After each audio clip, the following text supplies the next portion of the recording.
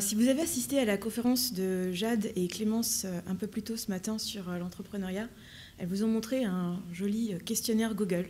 Sur ce questionnaire Google, il y avait des questions du type si mon produit était comme ça, comme ça, comme ça, est-ce que vous l'achèteriez? Oui, non. Combien est-ce que vous seriez prêt à dépenser pour ce produit? 10 euros, 20 euros, 30 euros?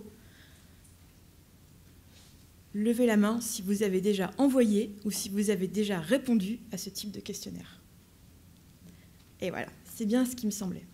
Le problème avec ce type de questionnaire, quand on est dans une démarche de lancement d'activités, de lancement de nouveaux produits, de nouveaux projets, c'est que la plupart du temps, comme le disait très bien Clémence et Jade tout à l'heure, ces questionnaires sont envoyés à des gens que l'on connaît ou à des entourages proches qui ne sont pas forcément représentatifs de votre cible.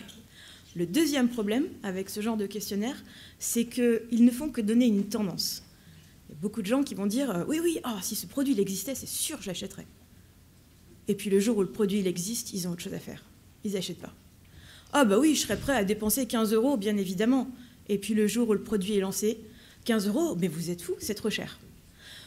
On ne peut pas faire confiance à ce type de questionnaire, que ce soit Google Form, que ce soit Typeform. Alors vous allez me dire comment on fait pour mieux comprendre notre client et mieux valider notre idée et lancer notre projet. Je vais vous donner une petite histoire personnelle. Quand j'ai lancé ma première entreprise, il y a bientôt 10 ans maintenant, ma cible, c'était les TPE-PME. Oh, pardon, trop vite, flûte, je fais des bêtises. C'est pas grave, on s'en fiche du PowerPoint. C'était les TPE-PME. Les TPE-PME, je me suis dit, moi je m'y connais en marketing. Je m'y connais un petit peu en web, parce que j'étais un petit peu geek. Je vais vendre du conseil en web marketing. On était en 2008 à l'époque, c'était encore le début de tout ça.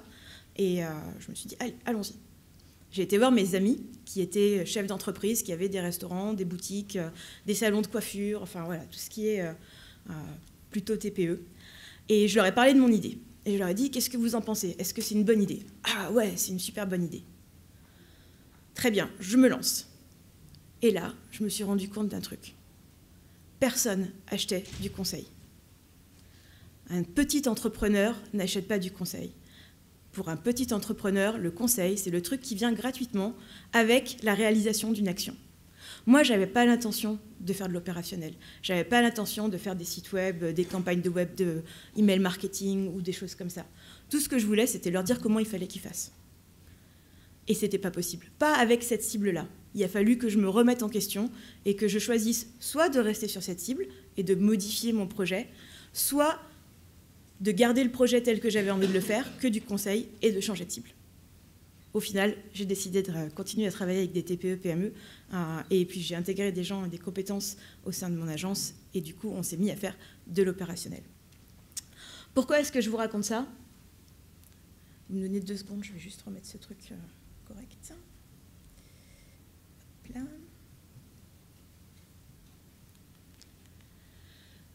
Pourquoi est-ce que je vous raconte ça?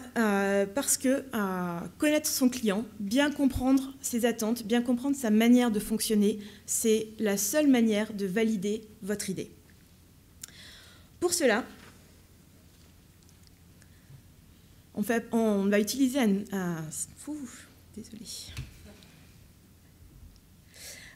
pour cela, on va utiliser un système qui s'appelle l'empathie. On va essayer de se mettre à la place de ce client.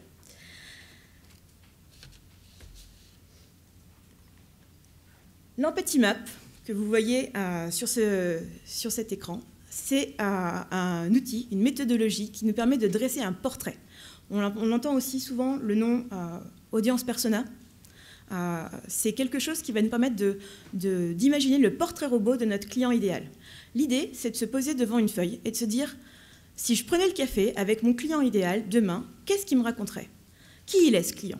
D'abord, les basiques, démographiques, plutôt homme, plutôt femme, tranche d'âge approximative, CSP, centre d'intérêt.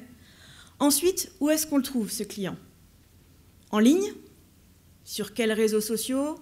Vous imaginez bien, sur quel type de site e-commerce, sur quel type de plateforme. Enfin, dans la réalité, où est-ce que je peux le trouver? Est-ce qu'il fréquente des espaces de coworking? Est-ce qu'il va travailler dans des coffee shops?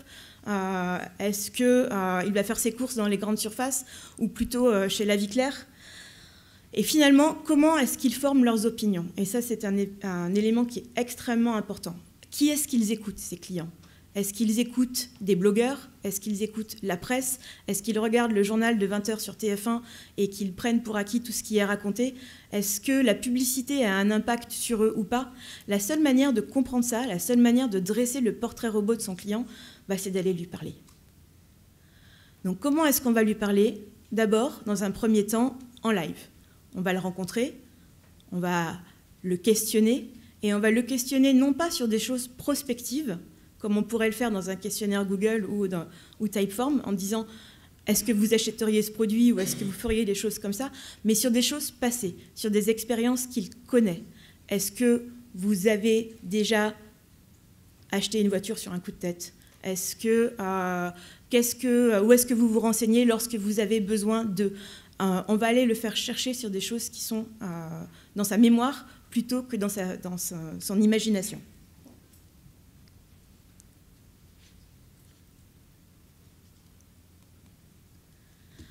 Tout ça pourquoi? Pour trouver ce que l'on appelle le fit entre l'idée que l'on a potentiellement et le marché client que l'on va chercher. J'ai dressé ce matin un petit peu à la va-vite, et je m'en excuse, un petit truc que je voulais vous donner. En fait, je me suis dit, comment est-ce qu'on peut valider une idée? Est-ce qu'il y a des outils? Alors, il y a plein d'outils. On parle de landing page, on parle d'AdWords.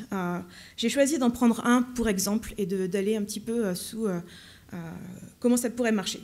Donc, mon idée, ma proposition, c'est comment valider une idée avec 10 € et une campagne Facebook. Pourquoi Facebook? Facebook, il y a 1,8 milliard d'utilisateurs aujourd'hui dans le monde. Il y a 26 millions d'utilisateurs en France. Donc, il y a de grandes chances que votre client soit sur Facebook. Je suis certaine que certains d'entre vous disent non, Facebook, ce n'est pas le bon moyen. C'est juste un modèle. C'est juste pour vous expliquer un petit peu la démarche.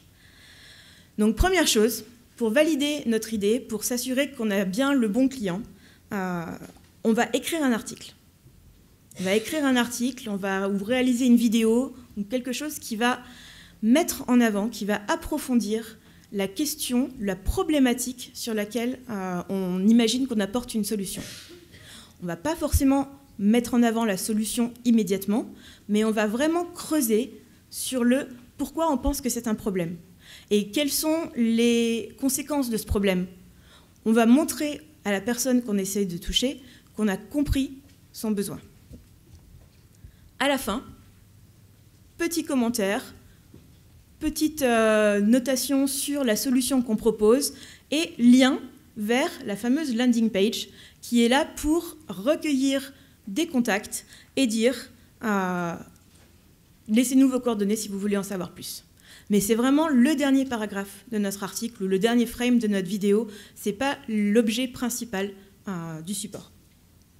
Ensuite, on va créer une page Facebook, s'il n'en existe pas déjà une, et surtout s'il n'en existe pas, on va essayer de lui mettre un petit peu de vie, donc quelques liens, quelques images, histoire que si la personne elle va sur la page Facebook, elle trouve quelque chose, elle ne trouve pas un truc vide. On s'en fiche s'il y a 3 likes, 20 likes, 12 millions de likes. Aujourd'hui, les likes sur Facebook, ça tend à disparaître de la visibilité de la page. Ce qui importe, c'est le contenu de cette page. Donc on va lui donner du contenu, on va lui donner un petit peu de vie. Et puis on va aller sur Facebook Ads. Et là, on va définir une audience. Donc Facebook propose de définir des audiences avec tout un tas de critères. Donc je vous renvoie sur votre Empathy Map, je vous renvoie sur le portrait robot que vous avez fait de votre client, et vous allez vous dire, ok, bon, mon client idéal, mon audience, c'est plutôt des femmes, c'est plutôt 25-35, c'est plutôt des gens qui habitent dans telle région.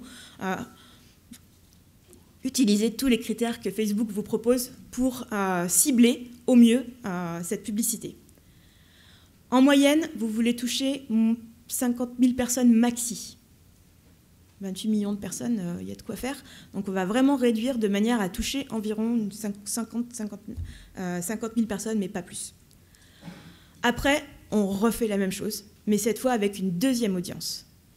Une audience comparative sur laquelle on va peut-être se dire « Ok, alors je pensais que les pères de famille étaient plus aptes à acheter mon produit, peut-être que je vais essayer les hommes célibataires. » On va trouver un système d'A/B testing en fait, qui va nous permettre de valider que l'hypothèse que l'on avait de son client, c'était la bonne.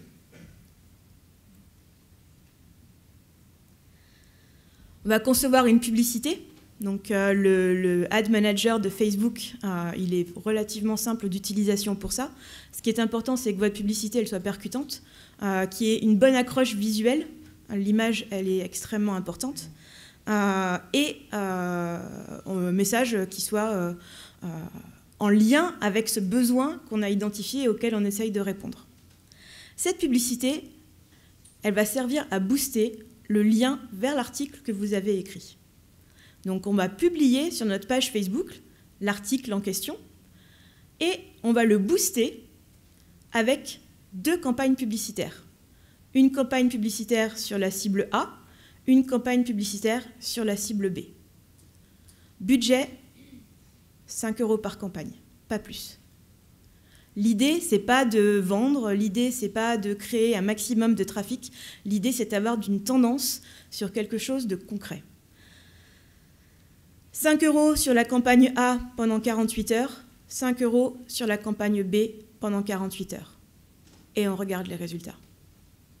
Combien de personnes ont cliqué sur ma publicité, combien de personnes ont été intéressées, se sont senties en accord avec la problématique que j'ai imaginée suffisamment pour vouloir en savoir plus. Ce n'est pas du déclaratif, c'est de l'action. S'ils ont cliqué sur cette publicité, c'est qu'il y a vraiment un intérêt, c'est qu'il y a vraiment un désir. Si vous voulez aller un petit peu plus loin, vous pouvez aussi regarder le taux de conversion sur votre landing page et voir, une fois qu'ils ont atterri sur cet article, combien de personnes ont voulu en savoir plus sur mon produit ou mon service en cliquant ou en laissant une adresse email sur ma landing page. 10 €, c'est pas grand-chose quand on lance un projet qui va coûter peut-être des dizaines de milliers d'euros et qui va permettre de vraiment valider une idée, une cible, par une action et pas simplement par du prédictif.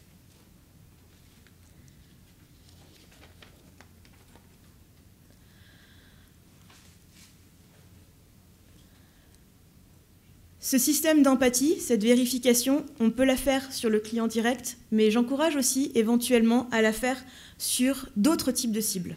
Que ce soit les influenceurs, que ce soit les acheteurs, que ce soit des décisionnaires, donc des utilisateurs. Parfois, dans une problématique de lancement de projet, il y a les utilisateurs et les acheteurs, ce n'est pas les mêmes personnes. Donc on va peut-être essayer de renouveler cette opération sur différents types de cibles. Quoi qu'il en soit, je vous encourage vraiment à faire l'empathie map ou l'audience persona sur toutes les cibles que vous allez essayer d'évaluer. On me fait signe que j'arrive à la fin de mon temps. Donc s'il y a une question ou deux, je serais ravie d'y répondre. Sinon, je vous retrouve à l'extérieur un peu plus tard et on pourra en discuter. Merci beaucoup.